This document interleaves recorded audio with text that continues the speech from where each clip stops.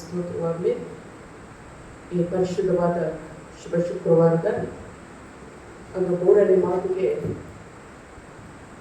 ಮಾತನಾಡಲಿಕ್ಕೆ ಸೇವಕರು ಕೊಟ್ಟಂಥ ಒಂದು ಅವಕಾಶಕ್ಕಾಗಿ ಒಂದು ಕೃತಜ್ಞತೆ ಹೇಳೋದಾಗ್ತದೆ. ಅದೇ ರೀತಿಯಲ್ಲಿ ನಮ್ಮ ದೇವರಿಗೂ ಸಹ ನಾನು ಸ್ತೋತ್ರ ಸಲ್ಲಿಸೋದಾಗುತ್ತೇನೆ.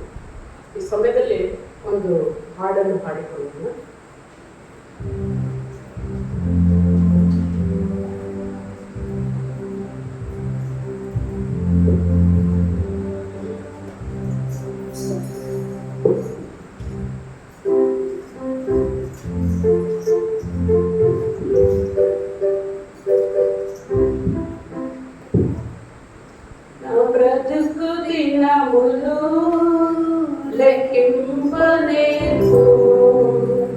దేవాయి భూమిని నీరు కడియదాకు చూపు ఇంకొంత కాలము ఆయుష్యం పెంచు నా బ్రతుకు మార్చుకుందును సమయము నిన్ను నా బ్రతుకు దినములు లెక్కింపలేవు దేవాయి భూమిని నీరు గడియలాగు చూపు ఇంకొంత కాలము ఆయుష్యం పెంచు నా బ్రతుకు మార్చుకుందును సమయము నిన్ను ఎన్నో సంవత్సరాలు నన్ను దాటిపోవుచున్నవి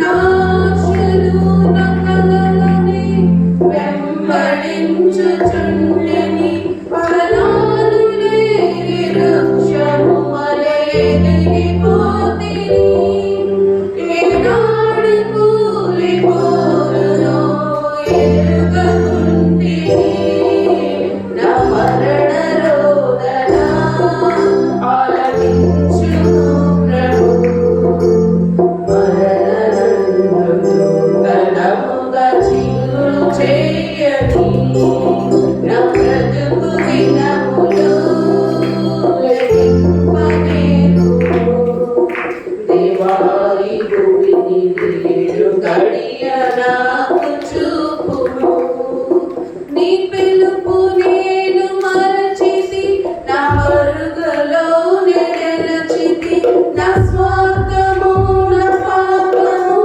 పరల స్థితికి చేరెను నా అంతరంగమెటులు నన్ను భయము పుట్టుచున్నది దేవా నన్ను మన్నించుము నా బ్రతుకు మార్చుము యేసుని చేతికి ఇక లొంగిపోదును విశేషమును నా క్లేశ జీవితం నా బ్రతుకు దినములు దేవాయి భూమిని నీరు గడియ నాకు చూపుము ఇంకొంత కాలము ఆయుష్యం పెంచుము నా బ్రతుకు మార్చుము సమయము నిన్ను హల్లెలూయా.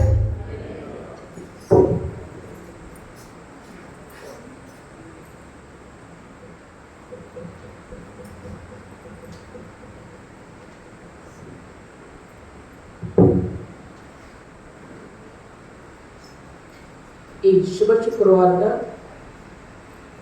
7ನೇ ಮಾತಿನಲ್ಲಿ 3ನೇ ಮಾತು, ಅಮ್ಮ ಇಗೋ ನಿನ್ನ ಮಗನು ಎಂದು ಹೇಳಿದನು. ಮತ್ತು ತರುವಾಯ ಆ ಶಿಷ್ಯನಿಗೆ ಇಗೋ ನಿನ್ನ ತಾಯಿ ಎಂದು ಹೇಳಿದನು. ಇದರ ಪೂರ್ವಭಾವಿಯಾಗಿ ನಾವು ನೋಡುವಾಗ ಯೇಸು ಸ್ವಾಮಿ ಬಾಲ್ಯದಲ್ಲೇ ತನ್ನ ತಂದೆ ತಾಯಿಗೆ ವಿಧೇಯನಾಗಿ ನಡೆದುಕೊಂಡಿದ್ದನ್ನು ನಾವು ನೋಡ್ತೇವೆ. ಅದಕ್ಕಿಂತ ಮುಂಚಿತವಾಗಿ ವಿಮೋಚನಾ ಕಾಂಡ 20ನೇ ಅಧ್ಯಾಯ 12ನೇ ವಚನ, ನಿನ್ನ ತಂದೆ ತಾಯಿಗಳನ್ನು ಸನ್ಮಾನಿಸಬೇಕು, ಸನ್ಮಾನಿಸಿದರೆ ನಿನ್ನ ದೇವರಾದ ಯೆಹೋವನು ನಿನಗೆ ಅನುಗ್ರಹಿಸುವ ದೇಶದಲ್ಲಿ ನೀನು ಬಹುಕಾಲ ಇರುವಿ. ತಂದೆ ತಾಯಿಗಳನ್ನು ಸನ್ಮಾನಿಸುವ ಬಗ್ಗೆ ಇಲ್ಲಿ ನಾವು ನೋಡಿಕೊಳ್ಳುತ್ತೇವೆ. ಈ ಸನ್ಮಾನದ ಬಗ್ಗೆ ಸ್ವಾಮಿ ತಾನು ಚಿಕ್ಕವನಿರುವಾಗಲೇ ತಂದೆ ತಾಯಿಗಳಿಗೆ ವಿಧೇಯನಾಗಿದ್ದನ್ನು ನೋಡ್ತೇವೆ. ನಂತರ ಹೊಸ ಒಡಂಬಡಿಕೆಯಲ್ಲಿ ಶ್ರೀ ಲೂಕನ ಮತ್ತು ಸುವಾರ್ತೆ 2ನೇ ಅಧ್ಯಾಯ 35ನೇ ವಚನ.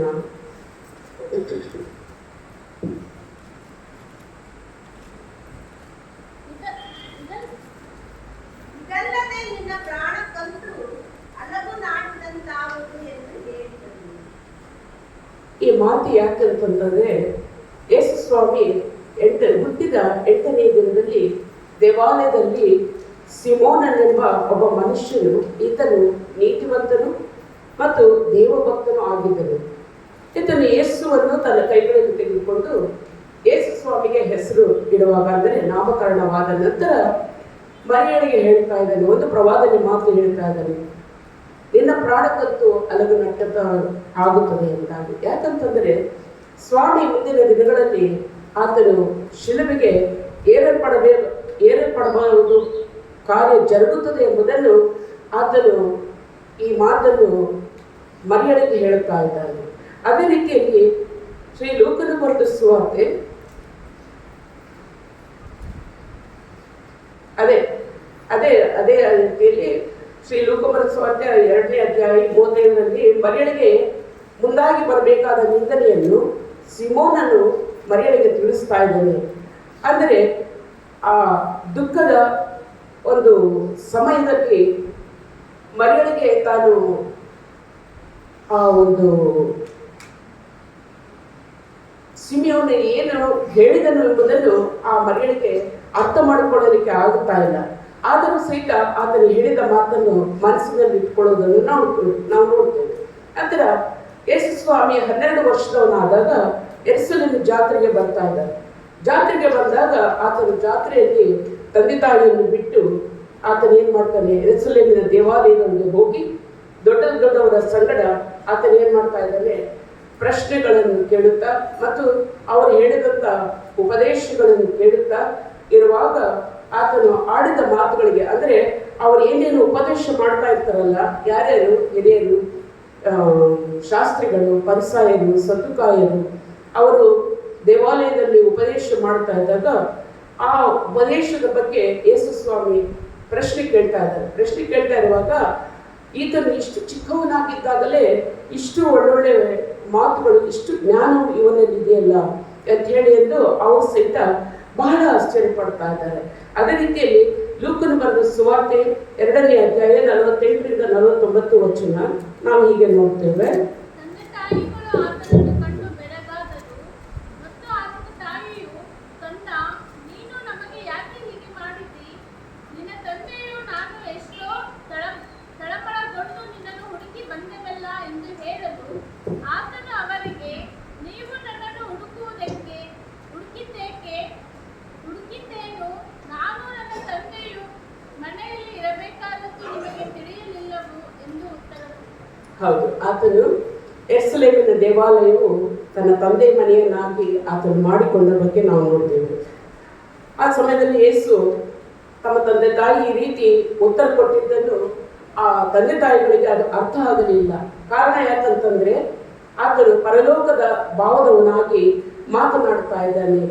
ಇದೆಲ್ಲ ಆದ ನಂತರ ನಾವು 3ನೇ ಮಾತಿಗೆ ಹೋಗುವಾಗ, ಅಮ್ಮ ಇಗೋ ನಿನ್ನ ಮಗನು ಎಂದು ಹೇಳಿದರು. ತರುವಾಯ ಆ ಶಿಷ್ಯನಿಗೆ ಇಗೋ ನಿನ್ನ ತಾಯಿ ಎಂದು ಹೇಳಿದರು. ಯೋಹಾನನ ಬರೆದ ಸುವಾರ್ತೆ 19ನೇ ಅಧ್ಯಾಯ 26ನೇ ವಚನದಲ್ಲಿ ಇದೆ. ಯೇಸು ತನ್ನ ತಾಯಿಯನ್ನು ಹತ್ತಿರದಲ್ಲಿ ನಿಂತಿದ್ದ ತನ್ನ ಪ್ರೀತಿಯ ಶಿಷ್ಯನನ್ನು ನೋಡಿ ತಾಯಿಗೆ, ಅಮ್ಮ ಇಗೋ ನಿನ್ನ ಮಗನು ಎಂದು ಹೇಳಿದನು. ತರುವಾಯ ಆ ಶಿಷ್ಯನಿಗೆ, ಇಗೋ ನಿನ್ನ ತಾಯಿ ಎಂದು ಹೇಳಿದನು.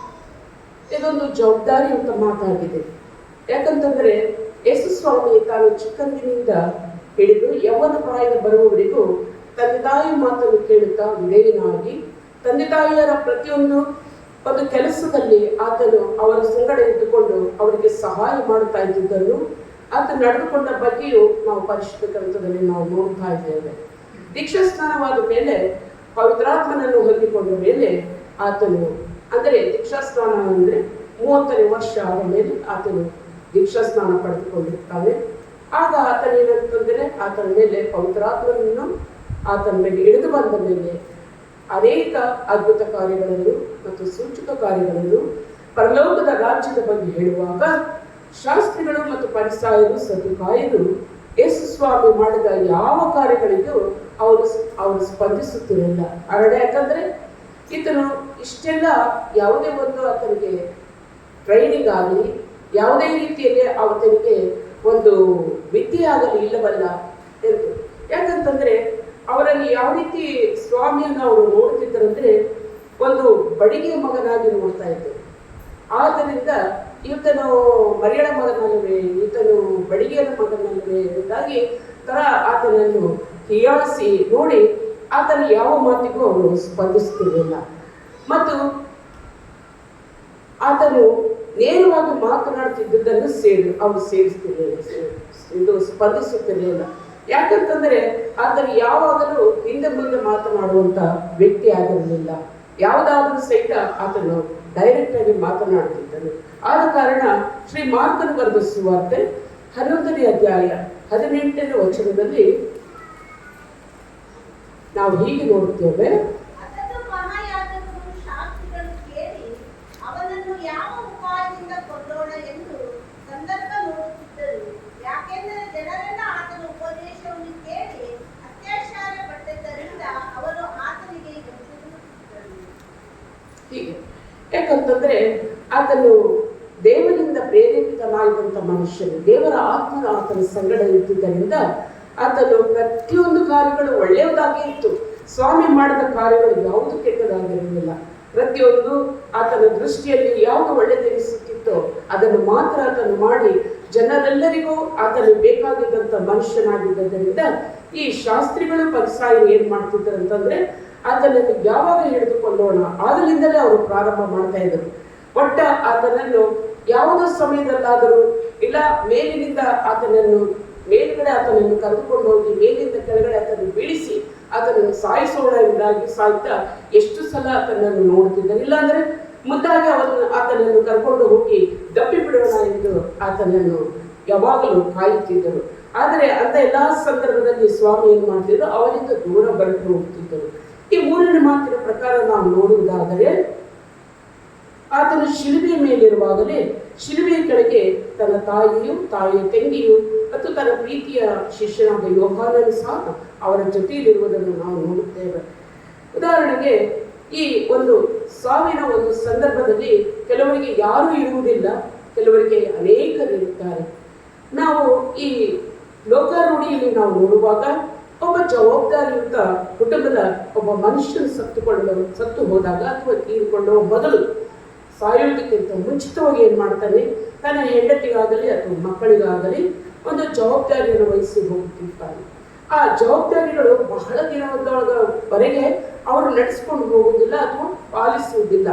ಯಾಕಂತಂದ್ರೆ ಅವರಿಗೆ ತಂದೆಯಿಂದಾಗಲಿ, ತಾಯಿಯಿಂದಾಗಲಿ, ಅತ್ತೆಯಿಂದಾಗಲಿ, ಮಾವನಿಂದಾಗಲಿ ಅವ್ರಿಗೆ ಏನಾಗುತ್ತದೆ, ಬೇಸರವಾಗಿರ್ತದೆ. ಬೇಸರವಾದಾಗ ಅವ್ರು ಏನ್ ಮಾಡಿರ್ತಾರೆ, ಇವರನ್ನು ಯಾವ ರೀತಿಯಲ್ಲಿ ನಾವು ಇವರಿಂದ ಬಿಡುಗಡೆ ಆಗಬೇಕು ಎಂಬುದಾಗಿ ಅವರು ದಾರಿ ನೋಡ್ತಾ ಇರ್ತಾರೆ. ಆದರೆ ಅವ್ರು ಏನ್ ಮಾಡ್ತಾರೆ ಅಂತಂದ್ರೆ, ಕೆಲವರು ಏನ್ ಮಾಡ್ತಾರೆ, ತಮ್ಮ ತಂದೆ ತಾಯಿಯನ್ನು ಬೀದಿ ಪಾಲಾಗಿ ಮಾಡ್ತಾರೆ. ಒಂದು ಊಟ ಕೊಡುವುದಿಲ್ಲ, ಒಂದು ಮತ್ತು ಕೆಲವರನ್ನು ಅನಾಥಾಶ್ರಮದಲ್ಲಿ ಬಿಡ್ತಾರೆ, ಕೆಲವರನ್ನು ಕರೆದುಕೊಂಡು ಹೋಗಿ ವೃದ್ಧಾಶ್ರಮದಲ್ಲಿ ಬಿಡ್ತಾರೆ. ಸರಿ, ಹೀಗೆಲ್ಲ ಬಿಡ್ತಾ ಇರುವಾಗ ಅವ್ರು ಏನಾಗ್ತದೆ, ತಂದೆಯ ಮೇಲಾಗಲಿ ತಾಯಿಯ ಮೇಲಾಗಲಿ ಅವರಿಗೆ ಜವಾಬ್ದಾರಿ ಇರುವುದಿಲ್ಲ ಎಂಬುದನ್ನು ನಾವು ನೋಡ್ತೇವೆ. ಅವರಿಗೆ ಇಂಥ ಜನರಿಗೆ ನಾವು ನೋಡ್ತೇವೆ ಒಳ್ಳೆ ಮನಸ್ಸು ಸಹಿತ ಇರುವುದಿಲ್ಲ ಎಂಬುದಾಗಿ ನಾವು ನೋಡಬಹುದು. ಆದರೆ ಅದೇ ಶಿಲುಬೆಯ ಮೇಲೆ ಯೇಸು ಸ್ವಾಮಿ ಇರುವಾಗ ಹತ್ತಿರದಲ್ಲಿ ನಿಂತ ತಂದೆ ತಾಯಿ ಹತ್ತಿರದಲ್ಲಿ ನಿಂತಿರುವ ತನ್ನ ತಾಯಿಯನ್ನು ಮತ್ತು ಶಿಷ್ಯರನ್ನು ನೋಡ್ತಾ ಇರುವಾಗ ಆತನ ಮನಸ್ಸಿನ ಸಹಿತ ನೊಂದುಕೊಳ್ಳುವುದನ್ನು ನಾವು ನೋಡುತ್ತೇವೆ. ಆತನು ದುಃಖ ಪಡುತ್ತಿರುವಾಗಲೂ ಆ ಶಿಲುಬೆಯ ಮೇಲೆ ತನ್ನ ಶರೀರದ ಎಲ್ಲ ಬಲವು ಹಿಂಗೆ ಹೋಗಿರುತ್ತದೆ ಮತ್ತು ದೇಹದ ರಕ್ತವೆಲ್ಲ ಆತನ ದೇಹದಿಂದ ರಕ್ತವೆಲ್ಲ ಹೋಗಿರುವಾಗಲೂ ಅಂತಹ ಶ್ರಮೆಯನ್ನು ಸಹಿತ ಸ್ವಾಮಿ ಏನ್ ಮಾಡ್ತಾರೆ ಅಂತಂದ್ರೆ ಯೋಚನೆ ಮಾಡ್ತಾರೆ. ಏನು ಯೋಚನೆ ಮಾಡ್ತಾರೆ? ನಾನಂತೂ ಹೊರಟು ಹೋಗಿಬಿಡ್ತೇನೆ, ಆದರೆ ನನ್ನ ತಾಯಿಯ ಪರಿಸ್ಥಿತಿ ಏನು ಎಂಬುದಾಗಿ ಆತನಲ್ಲಿ ಚಿಂತೆ ಮಾಡ್ತಾನೆ. ಸೊ ಆ ಚಿಂತೆ ಮಾಡುವುದಕ್ಕೋಸ್ಕರ ಆತ ಏನ್ ಮಾಡ್ತಾನೆ? ಏನಾದರೂ ಮಾಡಿ ನನ್ನ ತಾಯಿಯನ್ನು ಒಂದು ಒಳ್ಳೆಯ ಒಂದು ಸ್ಥಾನಕ್ಕೆ, ಅಂದ್ರೆ ಒಂದು ಒಳ್ಳೆಯ ಸೇಫರ್ ಸೈಡ್ ಅಂತೀವಲ್ಲ, ಆ ತರ ಆತನನ್ನು ತನ್ನ ತಾಯಿಯನ್ನು ಸೇರಿಸಲಿಕ್ಕೆ ಒಂದು ಮನಸ್ಸಿನಲ್ಲಿ ತೀರ್ಮಾನ ತೆಗೆದುಕೊಂಡು ತನ್ನ ಶಿಷ್ಯನಾದ ಯೋಹಾನನಿಗೆ ಆತನು ತನ್ನ ತಾಯಿಯನ್ನು ಒಪ್ಪಿಸಿಕೊಳ್ಳುವುದನ್ನು ಮತ್ತು ತಾಯಿಯ ಒಂದು ಜವಾಬ್ದಾರಿಯನ್ನು ನೋಡಿಕೊಳ್ಳುವಂಥ ಜವಾಬ್ದಾರಿಯನ್ನು ವಹಿಸುವುದನ್ನು ನಾವು ನೋಡ್ತೇವೆ. ಸೊ ಈ ಹೊತ್ತಿನಿಂದ ನಾವು ನೋಡಿದ ಮೇಲೆ ಆ ಹೊತ್ತಿನಿಂದ ಆ ಶಿಷ್ಯನು ಏನ್ ಮಾಡ್ತಾನೆ ಅಂತಂದ್ರೆ ತನ್ನ ತಾಯಿಯನ್ನು ತನ್ನ ಮನೆಯಲ್ಲಿ ಇರಿಸ್ಕೊಳ್ತಾನೆ. ಅಂದ್ರೆ ಸ್ವಾಮಿ ಹೇಳ್ತಾರೆ, ಅಮ್ಮ ಇಗೋ ನಿನ್ನ ಮಗನು, ಇಗೋ ನಿನ್ನ ತಾಯಿ ಎಂಬುದಾಗಿ ತಾಯಿಗೆ ತನ್ನ ಶಿಷ್ಯನ ಸಂಗಡ ಒಂದು ಜವಾಬ್ದಾರಿಯನ್ನು ವಹಿಸಿಕೊಡುವುದನ್ನು ನಾವು ನೋಡ್ತೇವೆ. ಅಂದಿನಿಂದ ಆ ಯೋಹಾನನು ಏನ್ ಮಾಡ್ತಾನೆ? ತನ್ನ ತಾಯಿಯನ್ನು, ಯೇಸು ಸ್ವಾಮಿಯ ತಾಯಿಯನ್ನು ತನ್ನ ಮನೆಯಲ್ಲಿ ಇಟ್ಟುಕೊಳ್ಳುವುದನ್ನು ನಾವು ನೋಡ್ತೇವೆ. ಈ ಮೂರನೇ ಮಾತಿನಿಂದ ನಾವು ತಿಳಿದುಕೊಳ್ಳಬೇಕಾದದ್ದು ಏನೆಂದರೆ, ನಾವು ನಮ್ಮ ಮನಸ್ಸಿನಲ್ಲಿ ನಾವು ಯಾವ ರೀತಿಯಲ್ಲಿ ನಮ್ಮ ತಂದೆ ತಾಯಿಗಳನ್ನು ಗೌರವಿಸುತ್ತೇವೆ ಮತ್ತು ನಾವು ಯಾವ ರೀತಿಯಲ್ಲಿ ನಾವು ಹಿರಿಯರನ್ನು ಸನ್ಮಾನಿಸುತ್ತೇವೆ, ಅವರನ್ನು ಯಾವ ರೀತಿಯಲ್ಲಿ ನಮ್ಮ ಜವಾಬ್ದಾರಿಗಳನ್ನು ನಾವು ಅವರಿಗೆ ನಾವು ಕೊಡುತ್ತೇವೆ, ಯಾವ ರೀತಿಯಲ್ಲಿ ಅವರನ್ನು ಜವಾಬ್ದಾರಿಯುತವಾಗಿ ನಾವು ನೋಡಿಕೊಳ್ಳುತ್ತೇವೆ ಎಂಬುದನ್ನು ನಾವು ಇಲ್ಲಿ ಅರ್ಥ ಮಾಡಿಕೊಳ್ಳಬೇಕು. ಸ್ವಾಮಿ ಮಾದರಿ ನಮಗೆ ತೋರಿಸಿಕೊಟ್ಟು ಹೋಗಿದ್ದಾರೆ. ಆ ಮಾದರಿ ಜೀವಿತ ನಾವೆಲ್ಲರೂ ಅನುಸರಿಸಿ ನಡೆಯಬೇಕು. ಹೀಗಾಗುವಂತೆ ದೇವರು ತನ್ನ ಆತ್ಮದ ಸಹಾಯಕನನ್ನು ನಮಗೆ ಅನುಗ್ರಹಿಸಿಕೊಡಲಿ. ಸೊ ನಾವು ಈಗ ಕೇಳಿದಂಥ ಈ ಮಾತುಗಳು, ಒಂದು ವೇಳೆ ನಾವು ಜವಾಬ್ದಾರಿ ತೆಗೆದುಕೊಂಡು ನಮ್ಮ ತಂದೆ ತಾಯಿಗಳನ್ನು ನಾವು ನೋಡಿಕೊಳ್ಳದೆ ಹೋದರೆ, ನಮ್ಮ ದೇವರು ನಮ್ಮನ್ನು ನಿಜವಾಗಿ ಆತನು ನಮ್ಮನ್ನು ಯಾವ ರೀತಿಯಲ್ಲಿ ಶಿಕ್ಷಿಸಬೇಕೋ ಆ ರೀತಿಯಲ್ಲಿ ಶಿಕ್ಷಿಸುತ್ತಾನೆ. ನಾವು ನೋಡಿಕೊಳ್ಳದೆ ಹೋದರೆ ಯಾವ ರೀತಿಯಲ್ಲಿ ನಮಗೆ ಕಷ್ಟ ನಷ್ಟಗಳು ತರಬೇಕೋ ಆ ರೀತಿ ಕಷ್ಟ ನಷ್ಟಗಳನ್ನು ತರ್ತಾನೆ. ಸೊ ಅವೆಲ್ಲವೂ ಯಾವುಗಳು ನಮಗೆ ಎದುರಾಗಬಾರದು ಎಂದರೆ, ಯಾವುದು ನಮ್ಮ ಜೀವಿತದಲ್ಲಿ ನಮಗೆ ಬರಬಾರದ ಘಟನೆಗಳು ಬರಬಾರದೆಂದರೆ, ಯೇಸು ಸ್ವಾಮಿ ತೋರಿಸಿಕೊಟ್ಟ ಆ ಒಂದು ಜವಾಬ್ದಾರಿಯನ್ನು, ಆ ಮಾದರಿಯನ್ನು ನಾವು ಅನುಸರಿಸಿದಾಗ ಮಾತ್ರ ಆತನ ಕೃಪೆಗೆ ನಾವು ಪಾತ್ರರಾಗುತ್ತೇವೆ. ದೇವರು ಹೀಗಾಗುವಂತೆ ತನ್ನ ಅದ್ಭುತವಾದ ಮಾತಿನಿಂದ ನಮ್ಮೆಲ್ಲರನ್ನು ಎಚ್ಚರಿಸಿ ಬಲಪಡಿಸಿ ನಡೆಸಲಿ. ಆಮೇಲೆ